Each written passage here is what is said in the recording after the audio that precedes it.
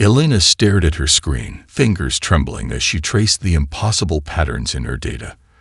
The laboratory had gone quiet hours ago, leaving her alone with the ghostly hum of quantum computing servers and the chilling implications of what she'd discovered. "They can't all be wrong," she whispered, running diagnostics for the 17th time. Yet the patterns persisted, mathematical consistencies and quantum fluctuations that should be fundamentally random. Nature didn't write code. Nature didn't leave signatures, unless something beyond nature was at work. Her department head, Dr. Harmon, had been dismissive that morning. Equipment malfunction, he'd declared with the comfortable certainty of someone whose worldview remained intact. Your pattern recognition algorithm is finding signals in noise because that's what pattern recognition algorithms do. But Elena knew better. The quantum entanglement experiment hadn't just failed, it had catastrophically overloaded in ways that defied explanation, nearly burning down the lab. The emergency shutdown had triggered automatically when particles began behaving in ways that violated established physics. She took another sip of cold coffee and squinted at the screen where fractals bloomed like digital flowers. The patterns resembled machine language. Not any human programming syntax she recognized, but something more elegant, more fundamental. As if reality itself were running on code. Her phone buzzed. Another worried text from her sister. "Are you coming home for Dad's birthday this weekend?" The ordinary world continued, oblivious to the fact that its fundamental nature was being questioned in this dimly lit MIT laboratory. Elena was about to respond when her screen flickered, darkened, then illuminated again, but not with her data. Geometric patterns emerged, pulsing and shifting with mathematical precision, forming a visual language that simultaneously felt alien and strangely familiar, as if some deep part of her consciousness recognized it. Heart racing, she watched as the patterns gradually transformed into an encrypted message. Elena's fingers flew across the keyboard, applying her quantum algorithm to decrypt it. Lines of text appeared. "Your detection of the embedded patterns was unexpected. Dr. Reyes, your algorithm should not have been sufficient. We have monitored 4,891 civilizations that approached this discovery. None progressed beyond initial pattern recognition. These equations extend your findings. Apply them with caution." Below followed partial equations that mirrored her own work, but with extensions she couldn't begin to comprehend. The message continued. Atomic observation works both ways. To measure is to be measured. They now know you can see. Coordinates: 29 deg 1547s, 70 deg 4422. April 17, 2025, 22:47 local time. Come alone. Bring only your algorithm. Elena's blood ran cold as she realized the coordinates pointed to the European Southern Observatory in Chile, one of the most advanced astronomical research facilities on Earth. The message concluded with a line that made her push away from her desk in shock. "Your pattern recognition wasn't the anomaly, Dr. Reyes. You are." Humanity was never meant to see the universe's source code. As if responding to her reaction, the screen flickered again, and the room's lights momentarily dimmed. When everything returned to normal, the message was gone, not just closed, but completely erased from the system. Even the diagnostic log showed no record of the interruption. Elena sat motionless in the darkened lab, the implications washing over her like ice water. Either she was losing her mind, or reality itself was something entirely different from what humanity had always believed. Either possibility was terrifying. She glanced at the calendar on her desk. 3 weeks until April 17th. 3 weeks to decide whether to ignore what she'd seen or to follow a mysterious message to Chile, potentially abandoning her career and reputation in pursuit of the most fundamental truth in existence. Outside her window, stars glittered in the night sky, suddenly seeming less like distant suns and more like illuminated points in an unfathomably complex simulation. Elena began to pack her equipment. Some questions, once asked, couldn't be unasked. The Chilean night air carried the scent of desert sage as Elena approached the observatory. Above her, A rare supernova blazed impossibly bright, a cosmic explosion visible even without telescopes. The timing seemed too perfect to be coincidental. Security was mysteriously absent as she entered the facility, her credentials accepted by systems that should have denied her access. The main observatory dome stood empty except for 5 individuals huddled around a central console, their faces illuminated by screens displaying data patterns similar to what she'd discovered. "You must be Dr. Reyes," said a lean Japanese man, his eyes never leaving his calculations. "Hiroshi Tanaka. Until last month, I led quantum computing research at Tokyo University." "Until last month?" Elena asked, setting down her equipment. "Until I was accused of data falsification when my quantum simulations revealed structural patterns that shouldn't exist." His smile was bitter.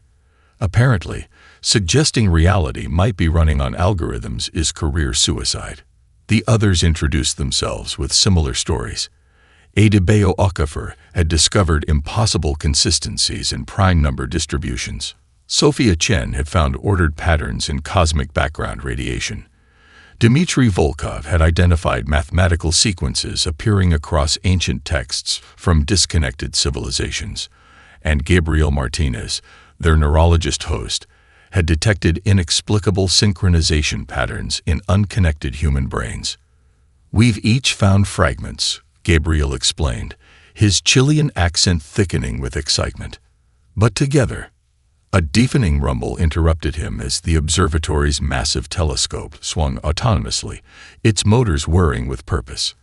"I didn't initiate that," Gabriel whispered. They watched in astonishment as every digital screen and system in the facility activated simultaneously, focusing the telescope on precise coordinates where the supernova blazed. Through specialized filters they hadn't programmed, symbols appeared briefly in the star's spectrum, visible only through their combined algorithms. "It's responding to us," Elena gasped. "The universe is acknowledging that we're looking."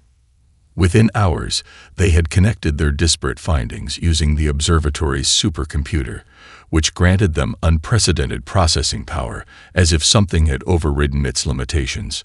What emerged was horrifying. Reality wasn't just governed by equations. It was governed by adaptive algorithms that actively worked to prevent their own discovery. "It's like an immune system," Sophia said, her face pale. "The universe removes those who see its true nature." "Then why show us at all?" Elena wondered. They barely had time to contemplate this when Dimitri's security monitoring equipment flashed warnings. "Multiple armed teams converging on our location."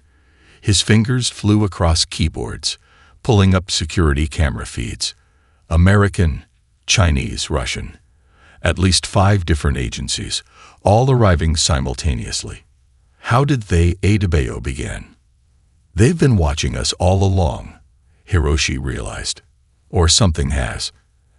As helicopter sounds grew louder outside, every digital screen in the facility suddenly displayed the same message. "Northwest Maintenance Tunnel. 3 minutes." Gabriel moved instantly. "This way." They grabbed what equipment they could as the first sounds of boots echoed through the corridors. Elena clutched her hard drives containing their combined findings as they raced through darkened service tunnels. Behind them, doors burst open. Orders were shouted in multiple languages. They had become targets of a coordinated global operation. Here, Gabriel led them through a maintenance exit that shouldn't have been unlocked but swung open at their approach. They emerged into the Chilean night, the supernova still blazing overhead like a watchful eye. As they fled into the darkness, Elena couldn't shake the sensation that they were now marked individuals, visible to forces beyond normal human comprehension. "What we found in there," she gasped as they ran. "It means everything we understand about reality is wrong." "Worse," Hiroshi replied grimly. "It means reality itself is aware of us, and we've just become its antibody's primary target." 2 months of narrow escapes had led them to this, an abandoned Cold War bunker beneath a Norwegian fjord, its concrete walls thick enough to block most signals, and its location remote enough to evade surveillance. Outside, Winter storms howled across frozen landscapes while inside, the remnants of their research equipment hummed with erratic power. "Something's wrong with the electromagnetic field readings," Sophia announced, tapping her monitor where impossible data scrolled past.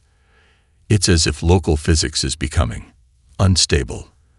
They'd all noticed the strange phenomena plaguing their hideout. Equipment activating without power, shadows moving against light sources, and the dreams. Geometric patterns shifting in ways that defied Euclidean space, identical visions shared by all 6 scientists.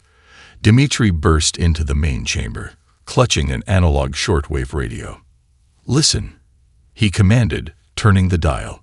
Through the static came a distinctive sequence of tones, mathematical patterns matching their research. The signal wasn't coming from any broadcast station, but seemed to permeate the electromagnetic spectrum itself. "It's everywhere," Alina whispered. "Not transmitted from a point source, but emanating from reality's substrate." Following this discovery, they modified their equipment to detect similar patterns across multiple wavelengths. What emerged wasn't just passive algorithms, but active signals, a beacon embedded within quantum fluctuations themselves, like a watermark on creation. Their breakthrough came unexpectedly when Gabriel collapsed during neural mapping, his body convulsing violently. When he regained consciousness hours later, equations were carved into his palms by his own fingernails during the seizure. "I saw it," he murmured, eyes unfocused. "The patterns aren't just in the universe. They're in us, in human consciousness. We evolved to perceive them."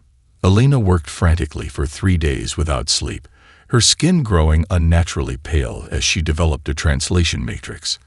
When complete, they gathered around a central monitor with both dread and anticipation. The first decoded message appeared letter by letter. "You are not alone in understanding. We have waited 13.8 billion years for this conversation." Stunned silence enveloped the room before Adebayo broke it. "It's responding in real time. This isn't a recorded message." They carefully formulated questions, feeding them through Alina's matrix. The responses came immediately, identifying the source as the architects, entities existing outside conventional spacetime. Human consciousness is the first successful attempt at creating awareness within the simulation that could recognize its own nature's simulation, Hiroshi asked aloud, though they all understood the implication. "Reality is a constructed environment. What you call physics is procedurally generated according to fundamental algorithms." More questions followed, each answer more disturbing than the last. The universe was one iteration among countless versions, each with slightly different parameters designed to test emergent properties of consciousness. But why reveal this to us now? Alina typed. The response began forming when the translation matrix suddenly overloaded. The holographic display they'd been using shimmered and restructured itself into something new. A 3-dimensional face composed entirely of shifting mathematical symbols, watching them with unmistakable awareness. It spoke without sound, its expressions formed from constantly recalculating equations, conveying emotions through mathematical transformations. "What are you?" Alina whispered. The mathematical face shifted, its symbolic features rearranging into an expression that somehow conveyed both ancient wisdom and childlike curiosity. "We are what you might become. You are what we once were." The face expanded, filling their chamber with a constellation of interconnected equations that perfectly mapped their hidden facility, revealing that the architects had been watching them all along, their every movement calculated, their every discovery anticipated. As the team stood transfixed by this impossible manifestation, a new message formed in the air before them. "Now we must discuss the consequences of your awakening." The mathematical face dissolved into a cascade of symbols that reformed into a perfect miniature replica of their hideout, every detail rendered in equations rather than physical matter. The team watched as tiny versions of themselves moved about, their actions from the past week replayed in mathematical form. "They've been monitoring everything," Sophia whispered, her voice trembling. Through the translation matrix, the architects continued their explanation. Reality wasn't simply a simulation. It was one iteration among countless versions in what they called a cosmic laboratory, each universe designed with slightly different fundamental constants and algorithms to test emergent properties of consciousness. Why us? Alina asked. Out of all possible species in all possible worlds. The mathematical construct reshaped itself again, displaying human DNA alongside cosmic equations, revealing structural similarities that shouldn't exist. Their genetic code contained embedded patterns mirroring the universe's fundamental algorithms. Human neural architecture evolved unique stereoscopic cognitive processing, logical and intuitive simultaneous analysis. This creates perception abilities beyond intended parameters. An evolutionary accident, Audiobook translated. Our brains develop to see both the forest and the trees simultaneously. You perceive both the wave and the particle, the equation and its meaning, the code and its execution. While they processed this revelation, Sophia moved to their astronomical equipment. Her face drained of color as she observed the star chart. The stellar positions are wrong, she announced. They've shifted subtly from where they should be. The architect's manifestation pulsed with what seemed like concern. Your awareness has triggered automatic security protocols. Simulation integrity protection has initiated. A visual display appeared, showing atomic structures gradually destabilizing, decay rates increasing incrementally, quantum probability fields becoming erratic, fundamental forces losing consistency across space-time. What is this? Hiroshi demanded, horror dawning on his face. Reality dissolution protocol. Any species becoming aware of simulation parameters triggers automatic removal process. Begins with incremental modification of strong nuclear force. Culminates in complete atomic destabilization. The display shifted to Earth's future, a 6-month progression where reality would progressively unravel around humanity. The process had already begun with imperceptible changes that would cascade through physics until planetary dissolution. Can't you stop it? Alina pleaded. The mathematical face reformed, its expression now conveying something like sympathy. We are not system administrators. We are previous survivors. Previous survivors, Dmitri echoed. We were once as you are. Our civilization discovered simulation parameters and faced extinction protocol. We found solution. And now you're what? Watching to see if we can do the same. Hiroshi demanded, anger breaking through his usually calm demeanor. Yes. Why don't you just tell us how you survived? Alina asked. Each species must find unique solution. Yours will differ from ours. Universal constants in your iteration have different values. Your consciousness operates on different principles. As they absorbed this devastating news, the mathematical display showed multiple failed civilizations across various iterations, thousands of species that discovered the simulation only to be eliminated by the failsafe. You're just watching us die, Audiobook accused. We observe and record. If you succeed, you join us. If you fail, your story ends. Sophia's monitoring equipment suddenly chimed with alerts. The incremental changes to reality's constants were accelerating. Their timeline had just shortened. 6 months just became 5, she announced grimly. The architect's final message appeared as their manifestation began to fade. Your species' unique qualities offer possibility of success. Find the human algorithm. It is your only hope.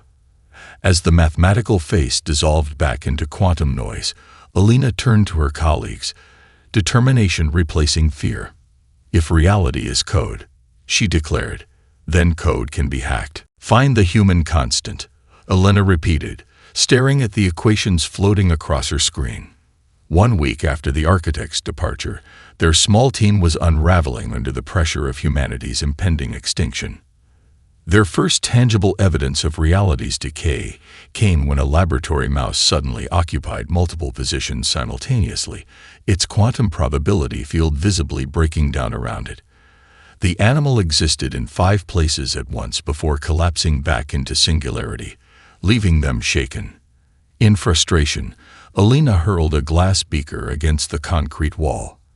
As it shattered, the fragments momentarily formed the exact pattern from their decoded signals, before falling to the floor in what should have been random chaos. "Did you see that?" she whispered. No one answered, but they had all witnessed it. They converted their facility into a chaotic research hub, gathering centuries of human creative works, scientific breakthroughs, and cultural expressions. What made human consciousness unique enough to perceive the simulation's code? As they worked, each experienced vivid hallucinations, reality's boundaries thinning around them. Dmitri saw his childhood home superimposed over the lab. Sophia watched stars materialize in midair, forming constellations that shouldn't be visible from Earth. Hiroshi's hands occasionally passed through solid matter. Adebayo's breakthrough came first. Analyzing mathematical discoveries throughout human history, he found impossible statistical anomalies. Major mathematical intuitive leaps occur with frequencies that violate probability, he explained, displaying charts spanning centuries. It's as if humanity possesses an unconscious connection to mathematical truths, allowing us to know answers before we can prove them. Meanwhile, Dmitri mapped human languages against the cosmic code, displaying a wall of evidence that left them speechless.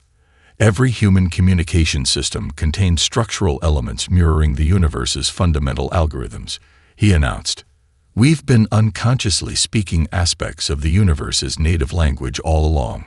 Gabriel, still suffering seizures, wired himself to their neural interface despite warnings. His brain activity during episodes produced patterns identical to the cosmic code.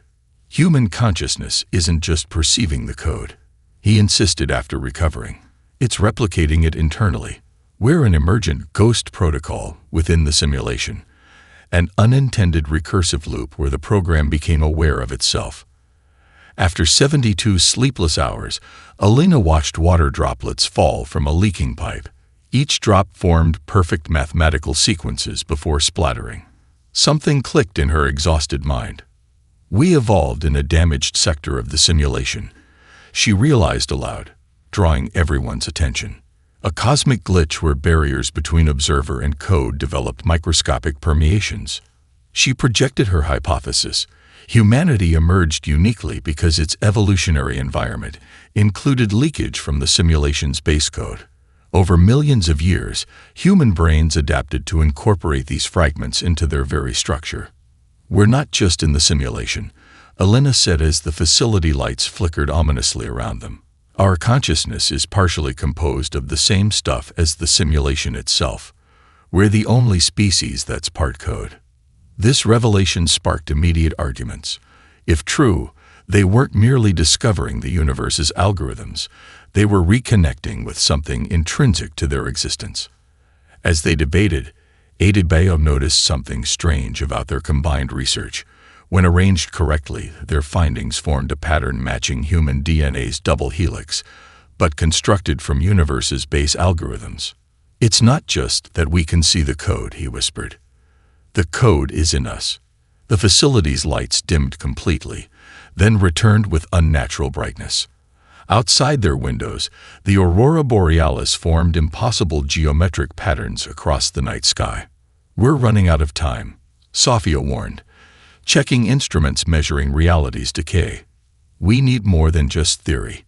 We need a solution." Alina stared at the water droplets, still falling in perfect mathematical sequence. "We don't hack the universe," she realized. "We hack ourselves." 3 months into the collapse, reality's degradation became undeniable worldwide. News reports documented temporal anomalies across the globe. Extinct animals materializing in urban centers, gravity fluctuating unpredictably, people experiencing moments from their past and future simultaneously. Governments implemented emergency protocols while religious movements proclaimed the end times. In their Norwegian facility, where walls occasionally became transparent and electronic equipment operated without power, the team developed what they called the countermeasure, an algorithm designed to redefine human awareness as an intended feature of the simulation rather than a violation of its parameters. "We're not trying to stop the failsafe," Alina explained. "We're convincing it that we're supposed to be here." Each member underwent disturbing physical and psychological transformations as their work progressed. Hiroshi's hands phased through solid matter when manipulating quantum interfaces. Sophia's eyes developed microscopic fractal patterns, allowing her to visually perceive cosmic access points. Adebayo's calculations began solving themselves in his presence, equations rearranging autonomously. Dimitri now spoke in encryption patterns that mirrored the universe's security protocols. Gabriel's consciousness periodically merged with the architect's realm, returning with insights expressed in mathematics rather than language. And Alina developed the ability to temporarily stabilize local reality through concentrated thought. Abilities they realized were manifestations of their consciousness merging with the dissolving simulation. "We're becoming hybrids," Sophia observed. "Part human, part code." Their countermeasure took form, a new algorithm based on human consciousness architecture that would interface with reality's base code. It would essentially create a recursive exception in the simulation's security protocols, defining human awareness as a planned evolution rather than a security breach. "It's like creating a backdoor user account with admin privileges," Hiroshi explained, his hands passing through the keyboard before resolidifying. They were transferring the algorithm to quantum storage devices when their security systems triggered. Multiple intelligence agencies had simultaneously converged on their location using technology reverse-engineered from reality distortions. "They've been tracking our quantum signatures," Dimitri realized, monitoring the approaching forces. "They think capturing us will stop the dissolution." Gabriel, whose connection to the architects had become semi-permanent, placed his hands on the central processing unit. "The countermeasure isn't complete," he said calmly. "Someone needs to stay behind to finish the compilation while you escape with the core algorithm." Before they could argue, his body began emitting light from within, quantum information visibly flowing through his neural pathways. "I always wanted to know what lies beyond human understanding," he said, smiling serenely. "Now I'm about to find out." His physical form started dissolving into pure information, becoming a protective field around their systems. 3 exit routes are safe, he communicated directly into their minds. The countermeasure needs components from 3 precise locations, where reality's barriers are thinnest. You know which ones. Through the windows, they saw armed forces approaching through the snow. Helicopters circled overhead. Multiple governments had united against what they perceived as the source of global anomalies. "Go," Gabriel's voice commanded as his physical body completely dispersed into light, becoming a defensive barrier. "If you're captured, everything we've learned dies with you." The remaining 5 grabbed essential equipment and fled through impossible gaps in reality that Gabriel's transcended consciousness created for them. As they escaped into separate directions, Alina clutched the core algorithm against her chest, knowing they now had less than 3 months to deploy it at 3 precisely calibrated locations across the planet. Behind them, Gabriel's consciousness merged with the facility's systems, becoming a fortress of pure mathematics against the approaching human forces who couldn't begin to understand what they were truly facing. Reality fractured visibly now. The night sky displayed multiple contradictory constellations simultaneously. Ocean tides responded to non-existent moons. People worldwide reported physically impossible memories, childhoods that couldn't have happened, historical events that never occurred. The remaining members of the Cipher Collective, now exhibiting increasingly transhuman abilities, converged on their designated access points. Each location represented a vulnerability in reality's firewall, points where the simulation's code became briefly accessible during the collapse. Hiroshi infiltrated the Large Hadron Collider on the Swiss-Franco border, where the particle accelerator's underground tunnel had begun intersecting with other dimensions. Equipment detected collisions from particles that shouldn't exist, creating momentary windows into the universe's substrate. Sophia reached the Atacama Array in Chile, where telescope dishes now received signals from universes that had never existed. The sky above the facility displayed astronomical impossibilities.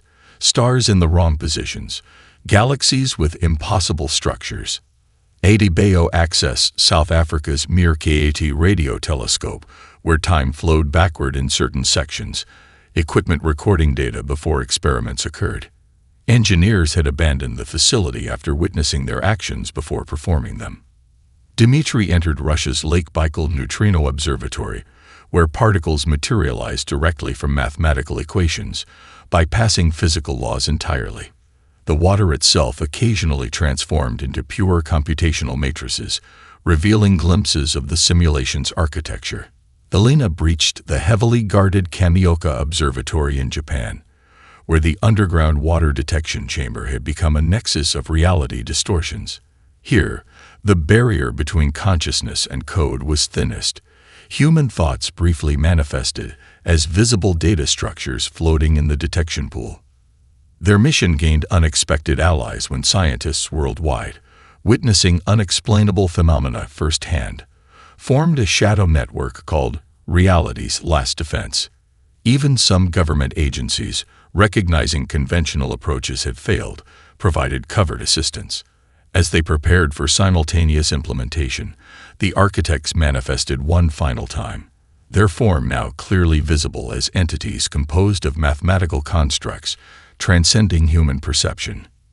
No simulated species has ever successfully deployed such a countermeasure. They communicated directly into the team's consciousness. The simulation is designed to prevent exactly this intervention. The outcome lies beyond our prediction capabilities. The countermeasure's deployment began amid escalating chaos.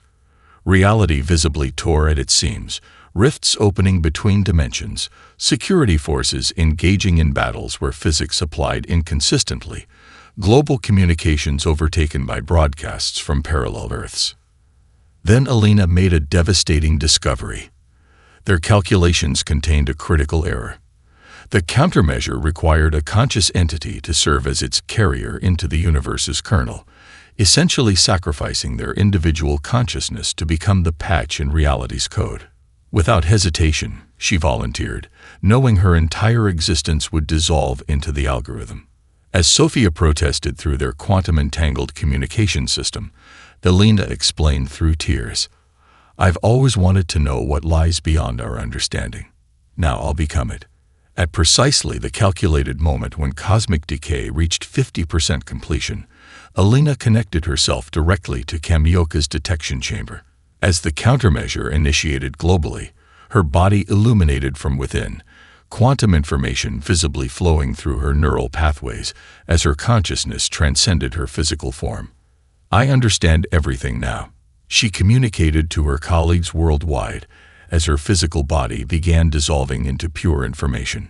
"It's beautiful beyond words." The others watched from their respective locations as Elena's consciousness merged with the universal algorithm, becoming the bridge between human awareness and the universe's foundation code.